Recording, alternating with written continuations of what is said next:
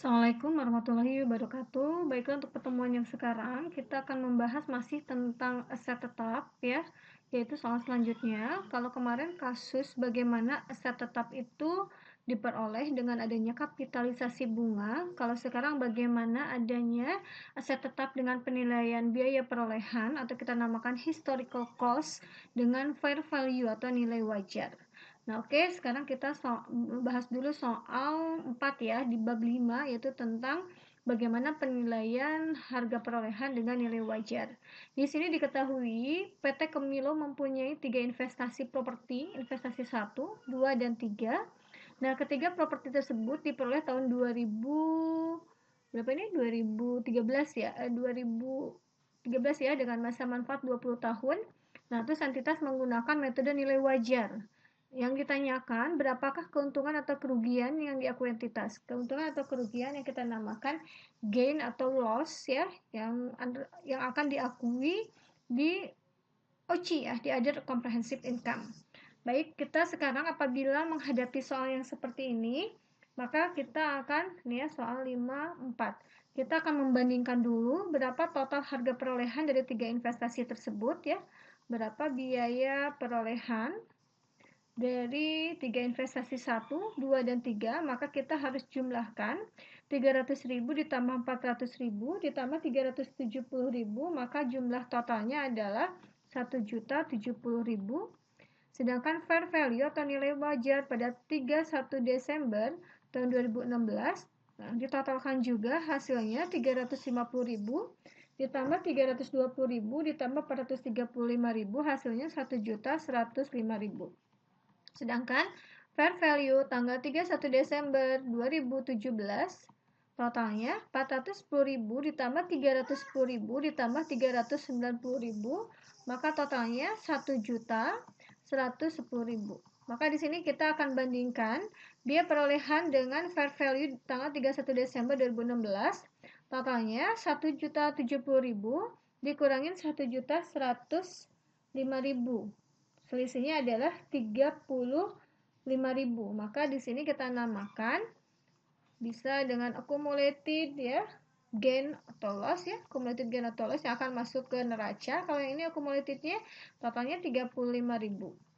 Sedangkan ketika biaya perolehan dibandingkan dengan fair value tahun 2017, 1.070.000 dikurangin 1.110.000, hasilnya 40.000.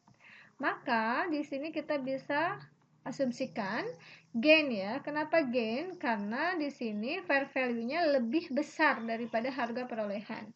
Gain yang diperoleh tahun 2016 yaitu sebesar 35.000. Sedangkan gain yang diperoleh tahun 2017 yaitu sebesar bukan 40.000 tetapi selisih ya, karena 35.000 itu kan saldo awal. Sedangkan saldo akhirnya 40, berarti selisihnya adalah sebesar 5.000. Jadi seperti ini perhitungan gain ketika adanya perbandingan antara historical cost atau biaya perolehan dengan fair value. Jadi kita cuma menselisihkan saja. Apabila fair value-nya lebih besar, maka mendapatkan gain. Apabila biaya perolehannya lebih besar, maka kita memperoleh loss. Dan ini akan masuk ke dalam komponen Other Comprehensive Income atau OCI. Jadi seperti itu ya perhitungan gain tahun 2017, yaitu 31 Desember 2017. Sekarang baiklah kita akan membahas soal selanjutnya, yaitu soal 55. Soal 55 sendiri kita akan membuat jurnal penjualan properti investasi tanggal 2 Januari 2018 apabila entitas menggunakan model biaya historis dan model nilai wajar. Ini bersama ya, membandingkan nilai historis dengan nilai wajar. Kita telusuri dulu ya, yaitu pada periode 1 Januari 2016. Oke. Investasi tersebut diperoleh, berarti ini kita memperoleh dengan yang dinamakan cost, harga perolehan. Harga perolehan sendiri asumsinya sudah ditambahkan dengan biaya-biaya yang pertemuan kemarin kita sudah bahas ya. Bagaimana kita mencari harga perolehan atau historical cost, yaitu harga beli ditambah biaya-biaya yang berhubungan dengan pembelian investasi tersebut atau pembelian aktiva tersebut. Dan di sini biaya perolehannya 500 juta. Kita ini dalam ribuan ya. Nah, kemudian dengan masa manfaat 10 tahun. Tanggal 31 Desember 2017, berarti di sini ada 31 Desember 2017. Oke. Nilai wajar properti investasi tersebut adalah 540 juta. Berarti ini ada penilaian kembali dengan fair value. Berarti di sini cost-nya tahun 2016 kan 500 juta ya. Berarti ini asumsinya cost itu akan menjadi nilai buku ya. Nilai buku pada 2017 itu sebesar 500 juta.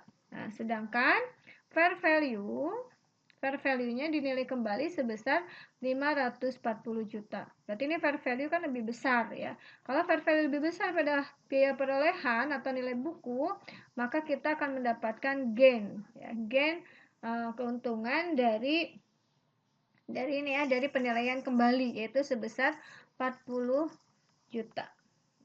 Nah, tapi di sini karena gainnya belum direalisasikan, maka kita asumsinya sebagai unrealized, laba yang belum direalisasi.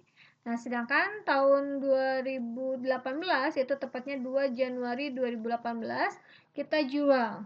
Dijualnya tetap ya memakai dengan perbandingannya nilai buku atau harga perolehan tahun sebelumnya, dijual 530 juta. Nah, berarti ini kalau ini gain ini ya gain perbandingan, kalau yang ini gain on sale. Nah, gain on sale-nya berarti selisihnya 30 juta. Seperti ini ikhtisar tabelnya. Sekarang kita ke jurnal, yaitu jurnal pada saat adanya fair value 31 Desember 2017, kita debitnya akunnya fair value adjustment atau penyesuaian dari nilai wajar on investment property.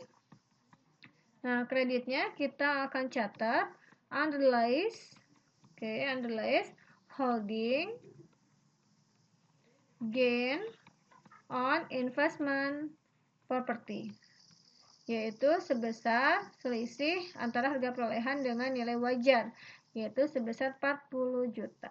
Seperti ini jurnal untuk adanya perbandingan antara cost atau harga perolehan dengan fair value.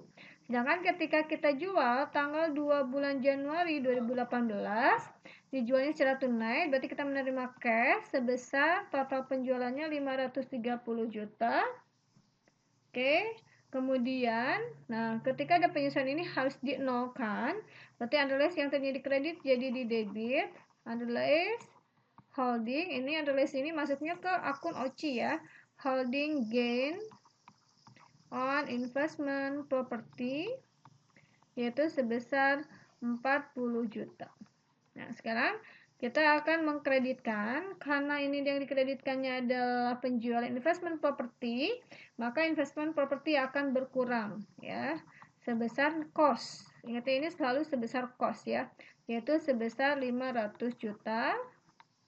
Nah, kemudian karena tadi akan dinolkan fair value, ada tingkatnya di sebelah debit, sekarang kita akan kreditkan fair value adjustment ya, investment property sebesar 40 juta. Kemudian kita mendapatkan untung dari penjualan gain on sales ya, investment property sebesar 30 juta. Seperti ini jurnal penjualan ketika adanya penilaian kembali dengan nilai wajar. Jadi di sini tidak mencatat sebesar accumulated depreciation ya, karena di sini tidak ada penyusutan, hanya adalah penilaian kembali. Nah, apabila kita jemahkan akan balance debit dan kredit. Demikian pembahasan untuk soal 4 dan soal 5. Apabila ada yang kurang dipahami, silahkan untuk ditanyakan. Terima kasih. Wassalamualaikum warahmatullahi wabarakatuh.